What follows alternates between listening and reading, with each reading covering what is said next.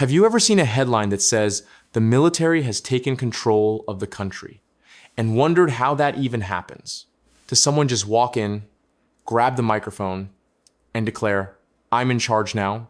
Surprisingly, that's not too far from the truth. A coup d'etat, or simply, a coup is when a small group, usually the military or security forces, forcibly removes the existing government and seizes power, often claiming to do it for the good of the nation. It usually begins quietly, long before anyone hears gunfire or sees tanks on the streets.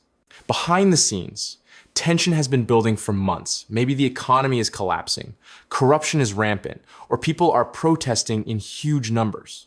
The army starts to feel the government has lost control, or that their own influence is being threatened. So a few powerful generals begin to meet secretly. They talk about restoring order, but what they're really planning is a power shift. Then comes the night before the coup. It's almost always at night because surprise is everything. Military units are moved in silence. Communication lines are cut so the government can't call for help or coordinate. Soldiers surround key buildings, the president's residence, parliament, TV and radio stations, and airports. Loyal ministers are arrested in their homes before sunrise. When the first citizens wake up in the morning, their country already has a new ruler, and they had no idea it was coming. By sunrise, tanks roll through the capital. The national television channel is taken over. A soldier in uniform, usually a general, appears on screen and reads a statement. For the safety of the nation, the armed forces have assumed temporary control. They always say it's temporary. They always promise elections soon. But history shows that soon can mean years or never. That's exactly what happened in Myanmar in 2021. The military claimed there was election fraud and arrested the country's elected leader, Aung San Suu Kyi, before dawn. Within hours, the army controlled every government office, and the internet went down nationwide. In Chile, in 1973, it was even more violent. Fighter jets bombed the presidential palace, while President Salvador Allende refused to surrender. He died defending his office, and General Augusto Pinochet took over, ruling the country for the next 17 years. Egypt saw something similar in 2013.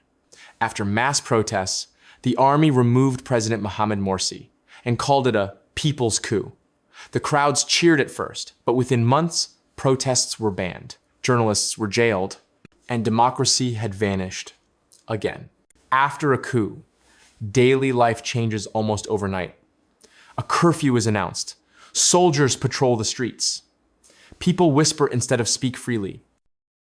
The internet slows or gets shut down entirely. Banks and schools close. The world watches in shock while the new leaders insist it was all necessary to restore peace.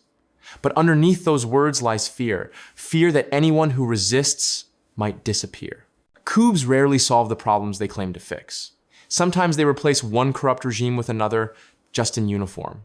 Sometimes they trigger civil wars or decades of dictatorship. And even when they start with public support, people soon realize that tanks don't hand over power easily. So when you hear that a coup has taken place, remember that it's not just a sudden change of leadership, it's the moment a country's future is rewritten by force instead of choice. It's the sound of democracy being switched off, often before sunrise, while the world is still asleep.